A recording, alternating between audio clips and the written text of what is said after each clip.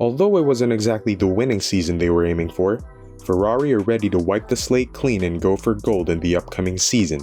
Due to strategic shortcomings and general unreliability of their machines, the team in Maranello fell short of nabbing both the Drivers' Championship and the Constructors' Championship in 2022. But all is not lost for them. As a matter of fact, things are looking promising for Scuderia heading into next season, and with Mattia Binotto stepping down from his role after Abu Dhabi, new team principal Frederic Vasseur has plenty to adjust to in the transition process. From talk of their engine getting stronger to rumors surrounding Charles and his contract, we're going to be talking about all of them, so stick around and let's get on with it.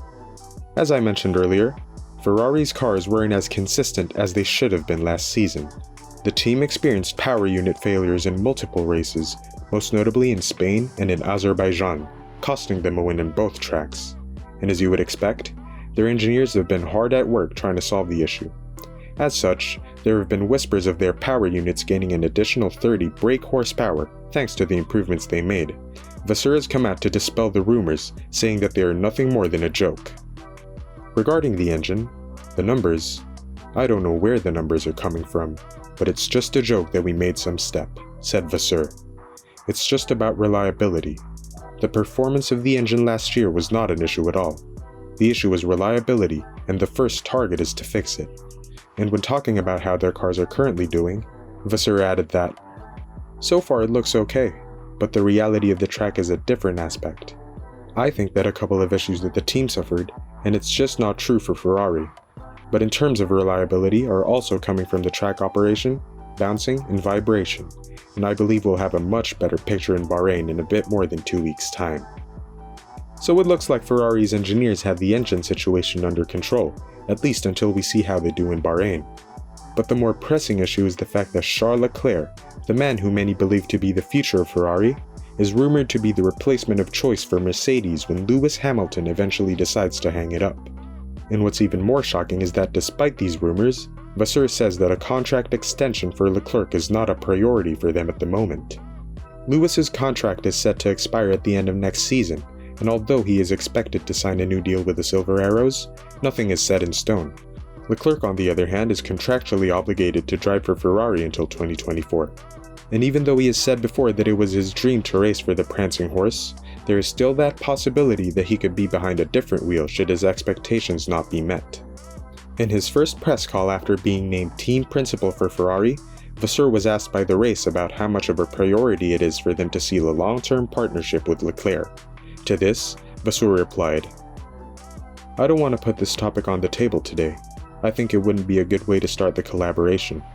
We have to be focused on the sporting side, to get results. And it's like for the wedding.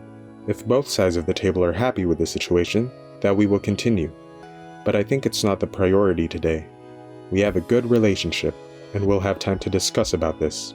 First, I think the only topic today, we have to be focused on pure performance and to get results.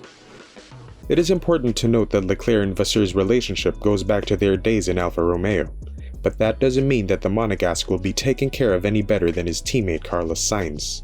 Vasseur has already told Leclerc that he won't be getting any special treatment. But that hasn't stopped people from talking about Vasseur playing favorites, and he has finally come forward to address the issue. Probably I started the discussion with Carlos and Carlos's management when I was at Renault to attract him in to sign the contract in 2017, said Vasseur.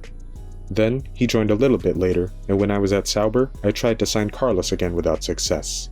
And I said, okay, if I want to attract Carlos, the best way is to join the team where he is.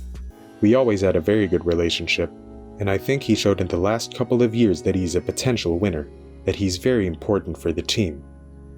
It's understandable that Vasseur wants to focus on results, but even so, it comes as a surprise that Leclerc's contract extension isn't something that he thinks about too much. Could this be a sign that he doesn't have much faith in Leclerc?